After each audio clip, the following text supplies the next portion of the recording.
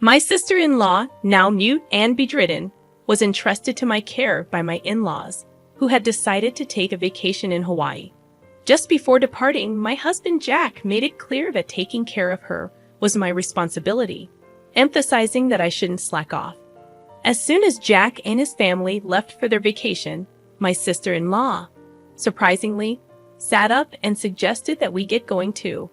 My name is Lisa, and at 29, I had abandoned my teenage dream of becoming a pop star, realizing its fleeting nature.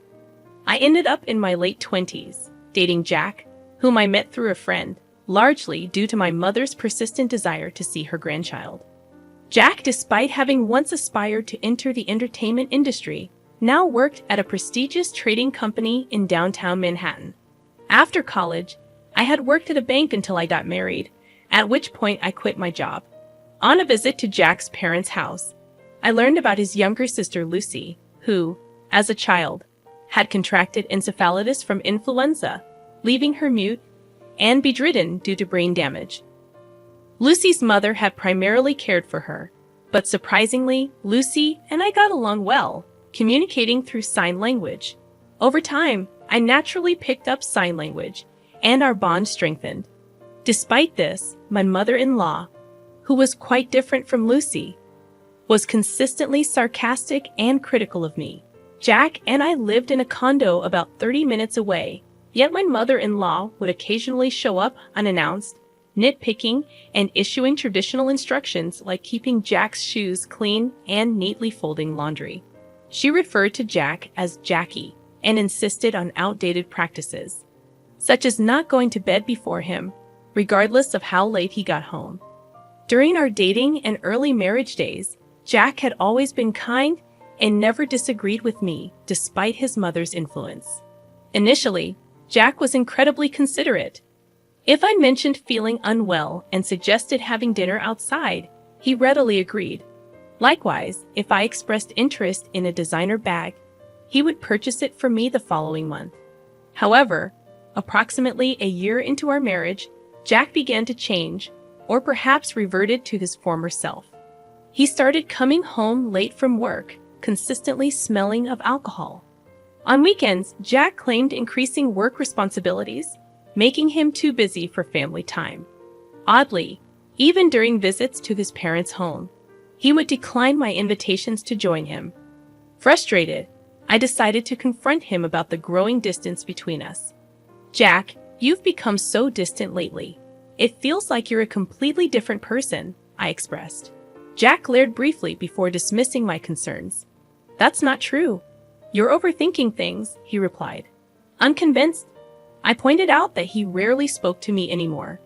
He told me to stop bringing it up and walked away, ending the conversation abruptly. One Sunday, Jack surprised me by announcing he was going home. This was a departure from his usual refusal to have me accompany him on such visits. Eagerly, I offered to join him, expressing a desire to see Lucy as well. Jack's reaction was mixed, and he remarked on our seemingly close friendship. Despite his subtle grimace, I drove us to Jack's family home in Nebraska. Along the way, we stopped at a bakery to buy pastries as a gift. Jack's mother, who typically frowned at my presence, lit up upon receiving the pastries. When we arrived, she greeted us with a frown, as if displeased to see me. Undeterred, I handed her the pastries, and her expression changed like a child receiving a cherished toy. Curious about Jack's father, I inquired about him, learning he was out at a meeting. Jack's mother asked if I needed something, to which I replied that I didn't, just having something on my mind. He replied, "I hadn't heard anything about this from Jack. What's going on? Did you have something to tell your father?" I asked. Jack retorted, "It's none of your business." "What do you mean? We're a married couple, aren't we? Can you just stop nagging?" His mother chimed in, "Exactly. If Jack doesn't want to tell you something, you shouldn't be prying." Recognizing the futility of arguing, I chose not to respond. Just then, Jack's sister appeared. "Oh, Jack, you're here," she said. Jack seized the opportunity, saying, "Sis, perfect timing. I have something to discuss." She inquired, "What is it?" Jack proposed, I can take a long vacation next month. I was thinking about a family trip to Hawaii. How about you, sis? She replied, I'll pass. I don't have a passport. I was taken aback. Jack, usually busy with work, was suggesting a trip to Hawaii. Concerned, I asked, Jack, is everything all right with your job? His mother seemed displeased with my involvement and said, You shouldn't meddle with decisions Jack has made. You're really nosy, aren't you? Jack's mother then revealed the real reason for the meeting. I was to take care of Lucy during their vacation. Though momentarily surprised, I realized staying with Lucy was more appealing than going to Hawaii with my mother-in-law. I agreed to take care of Lucy, but I questioned why they had to bring me all the way there for such a discussion. Jack explained he expected resistance and wanted his mother to convince me forcefully if needed. Dumbfounded, I left the room to go to Lucy's room.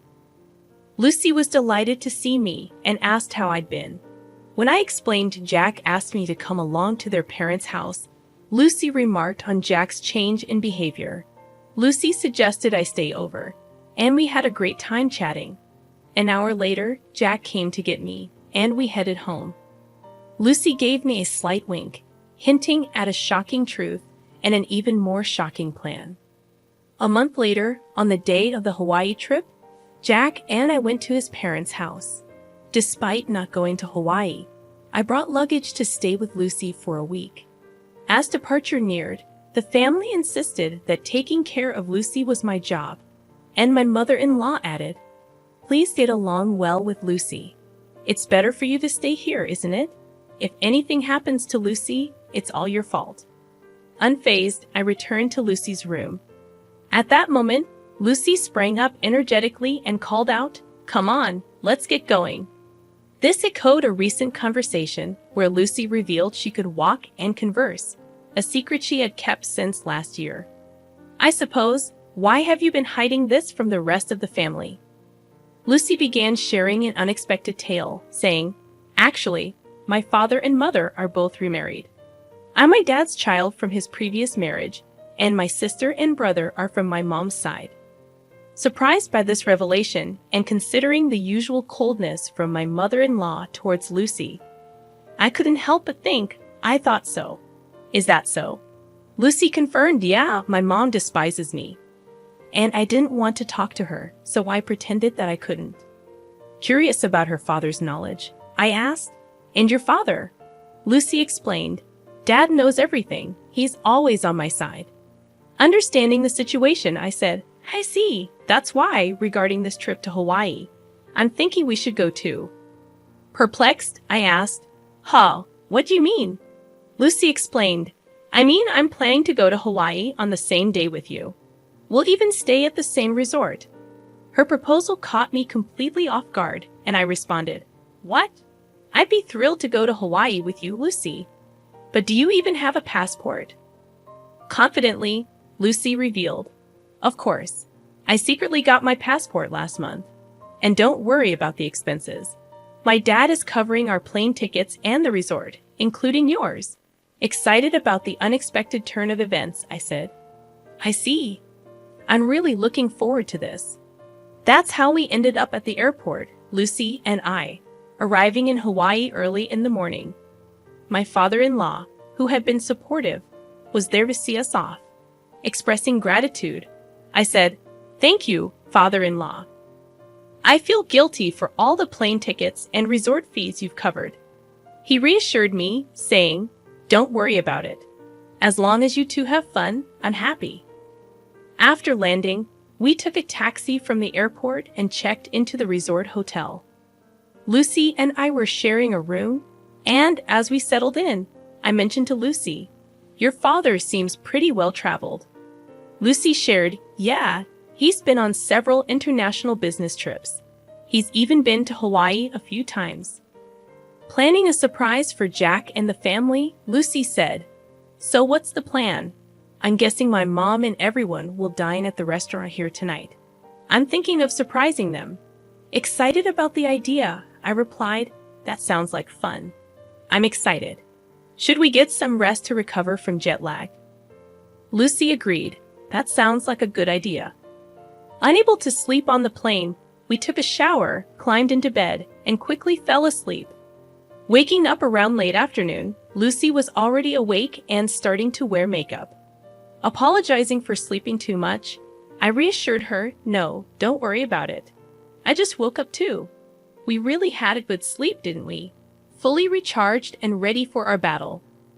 Around 7 o'clock, I suggested, "I'll go and check the restaurant."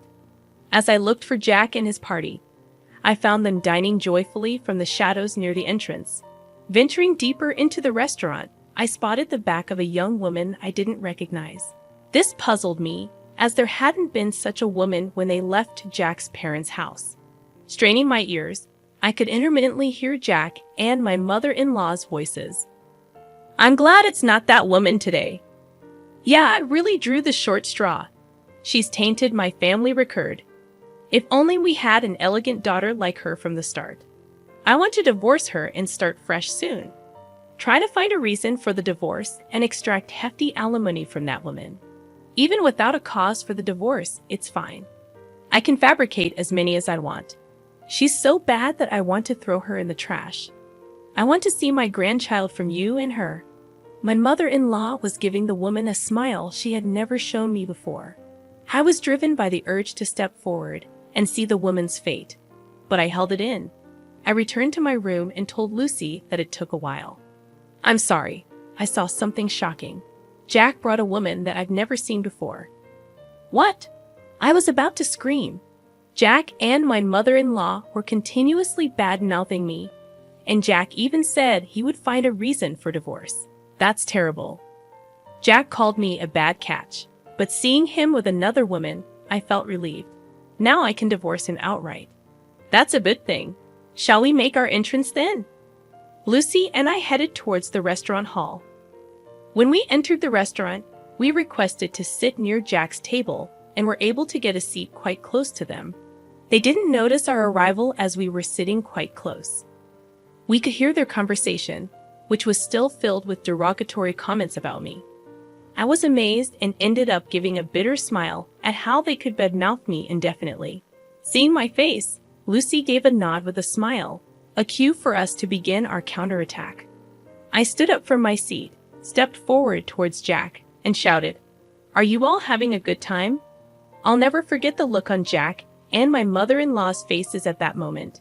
Their mouths agape and eyes wide open, they froze for a few seconds. After a few seconds, my mother-in-law finally spoke.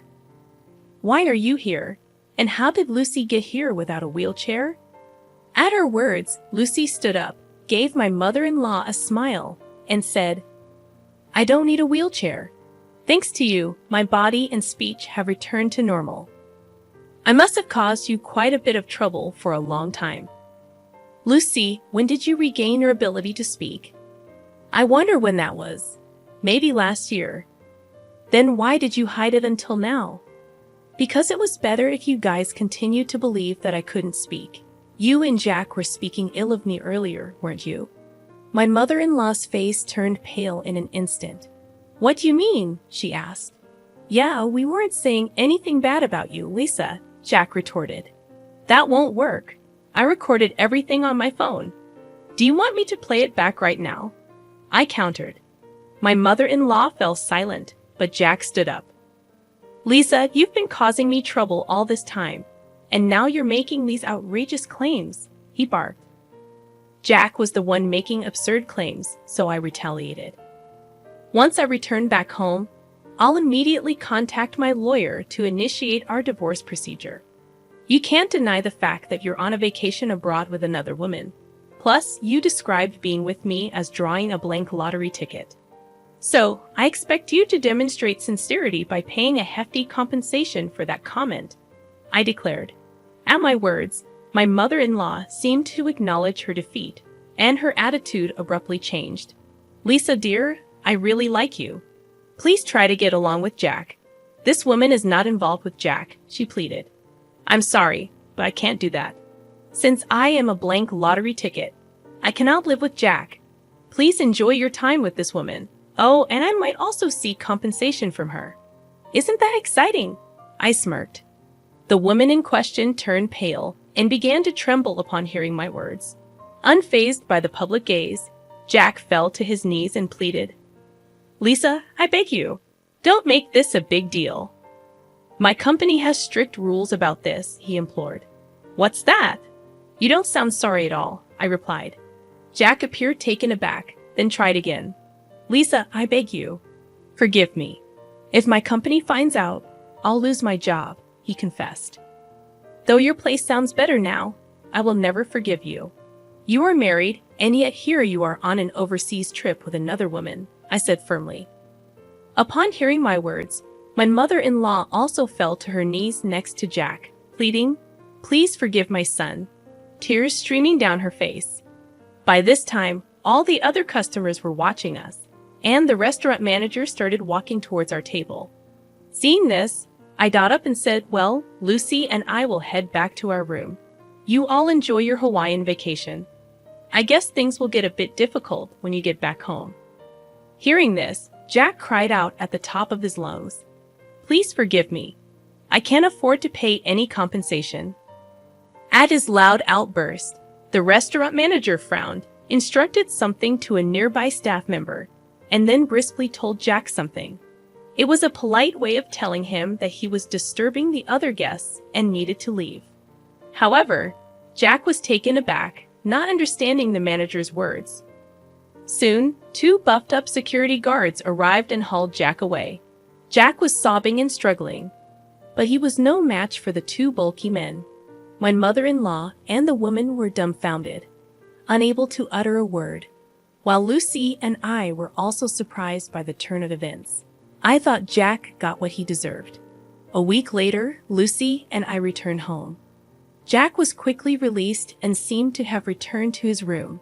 However, I later heard that he had been in a state of shock since returning to his room and had kept to himself until the end of the trip. The day after I returned home, I went to the law firm where my old college friend worked to request a divorce proceeding.